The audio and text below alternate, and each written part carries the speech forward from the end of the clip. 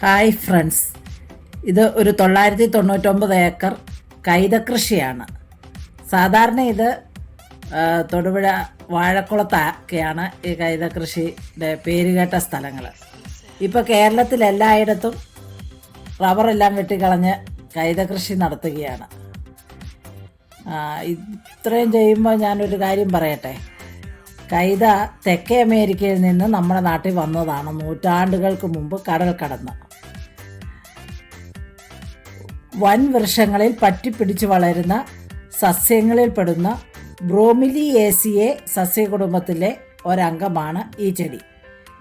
Pine മരത്തിലെ കോണിനോട് സാദൃശ്യമുള്ളതുകൊണ്ടാണ് ഇതിനെ pineapple ചെടിയെന്ന് വിളിക്കുന്നത്. ഈ കൈതച്ചെടിയുടെ അടിഭാഗത്തു നിന്നുണ്ടാകുന്ന മുളയാണ് ഇതിന് നടാനായിട്ട് ഉപയോഗിക്കുന്നത്. ചൂടുള്ള മേഖലകളിലാണ് കൈത സാധാരണ നല്ലതുപോലെ വളരുന്നത്. ഈ കൈതയുടെ ഫലത്തിനെയാണ് നമ്മൾ കൈതച്ചക്ക എന്ന് പറയുന്നത്. ഇതിൻ്റെ ശാസ്ത്രീയ നാമം അനാനാസ് കോമോസസ് എന്നാണ് ഇതിൻ്റെ ശാസ്ത്രനാമം. ഈ കൈതച്ചക്കയ്ക്കകത്ത് vitamin A, vitamin B, vitamin C, calcium, ഇരുമ്പ്, മഗ്നീഷ്യം, പൊട്ടാസ്യം എല്ലാം ധാരാളമായിട്ട് അടങ്ങിയിട്ടുണ്ട്. ദഹനം കൂട്ടുന്നതിനും ചുമയും തൊണ്ടരോഗങ്ങളും മാറ്റുന്നതിനും ഇത് ധാരാളമായി ഉപയോഗിക്കുന്നു. ഒരു ദാഹശമനിയായിട്ടും ഇത് ഉപയോഗിക്കുന്നുണ്ട്. പിന്നെ സാലഡായിട്ട് ഉപയോഗിക്കുന്നു. ദഹനത്തിന് നല്ലതാണ്, വണ്ണം കുറയ്ക്കാൻ നല്ലതാണ്. അങ്ങനെ ഒത്തിരി ഔഷധ വശങ്ങളും ഉണ്ട് ഇതിന്.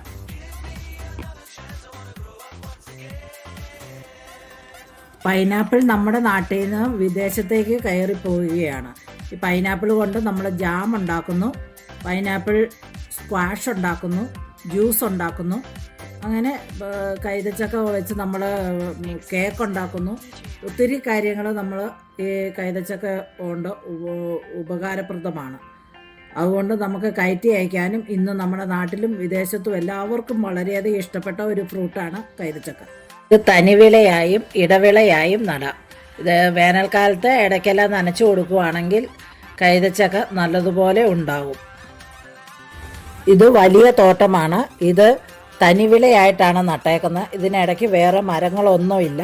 ഇപ്പം വേനൽക്കാലത്ത് ഭയങ്കര ചൂടായതുകൊണ്ട് കൈതയെ സംരക്ഷിക്കാൻ വേണ്ടി ഇത് മൂടിയിട്ടേക്കുകയാണ്. ഇത് കാണേണ്ട ഒരു കാഴ്ച തന്നെയാണ്. അതിൻ്റെ ഒരു ഭാഗം മാത്രമേ ഞാൻ കയറി വീഡിയോ എടുത്തിട്ടുള്ളൂ. വിശാലമായി ഒത്തിരി ദൂരെ വരെ ഇതിങ്ങനെ കിടക്കുകയാണ്. ഇത് കാണേണ്ട ഒരു കാഴ്ച തന്നെയാണ്. ഇത് ഫുൾ റബ്ബർ തോട്ടമായിരുന്നു. ആ റബ്ബർ മുഴുവൻ വെട്ടിയിട്ടാണ് ഇതിനകത്ത് നിറച്ചും കൈതയ്ക്ക് പാട്ടത്തിന് കൊടുത്തേക്കുന്നത്.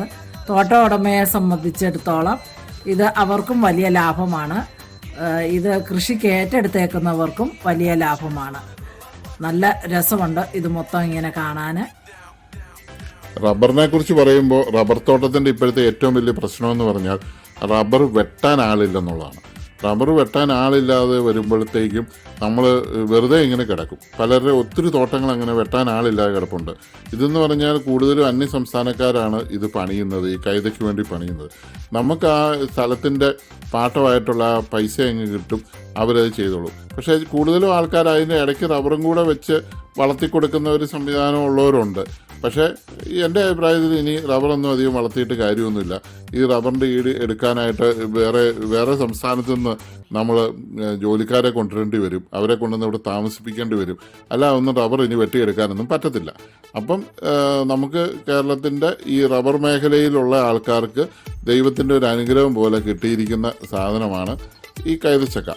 ഇപ്പോൾ ഇത് നമ്മൾ വ്യാപകമായിട്ട് പ്രചരിപ്പിക്കുകയും നമ്മുടെ കൈതച്ചക്കയ്ക്ക് ഇപ്പോൾ നല്ല ഡിമാൻഡാകുകയും ചെയ്തിട്ടുണ്ട്. മറ്റ് നേരത്തെ വാഴക്കുളത്തൊക്കെ ഉണ്ടായിരുന്ന കൈതക്കായാലും ഭയങ്കര ഡിമാൻഡുണ്ട്. ഈ കാഞ്ഞിരപ്പള്ളി, മുണ്ടക്കയം, എരുമേലി ഏരിയയിലുള്ള കൈതച്ചക്കയ്ക്ക് വളരെ ജ്യൂസിയാണെന്നും അത് വളരെ പ്രോട്ടീൻ സമ്പന്നമാണെന്നും വിദേശ രാജ്യങ്ങളിലൊക്കെ ഭയങ്കര ഡിമാൻഡുണ്ട്.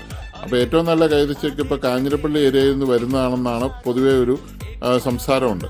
അതുകൊണ്ട് ഈ ഏരിയയിലുള്ള എല്ലാ തോട്ടങ്ങളും പതുക്കെ റബ്ബർ തോട്ടങ്ങൾ വെട്ടിക്കഴിഞ്ഞാൽ, റീപ്ലാന്റ് ചെയ്ത് കഴിഞ്ഞാൽ പിന്നെ റബ്ബർ വെക്കാത്ത രീതിയിൽ ഫുള്ള് കൈതത്തോട്ടങ്ങളായി മാറിക്കൊണ്ടിരിക്കുകയാണ്. ഇത് കണ്ടില്ലേ, ഇതെല്ലാം ബംഗാളികളും മറ്റ് അന്യ സംസ്ഥാനത്തിലുള്ള തൊഴിലാളികളാണ് ഇവിടെ മുഴുവൻ പണിയുന്നത്. നമ്മുടെ ഒരു ഒറ്റ മലയാളി പോലും ഇല്ല. ജീപ്പ് ഓടിക്കുന്ന ആൾ മാത്രം മലയാളിയാണെന്ന് തോന്നുന്നു. അല്ലാതെ കംപ്ലീറ്റ് ആൾക്കാരും അന്യ സംസ്ഥാന തൊഴിലാളികളാണ്. അപ്പോൾ ഈ വീഡിയോ കണ്ടുകൊണ്ടിരുന്ന എല്ലാവർക്കും വളരെ നന്ദി. നമ്മുടെ ചാനൽ സബ്സ്ക്രൈബ് ചെയ്യുക. ഈ വീഡിയോ ഇഷ്ടപ്പെട്ടെങ്കിൽ ഒന്ന് ലൈക്ക് ചെയ്യുക.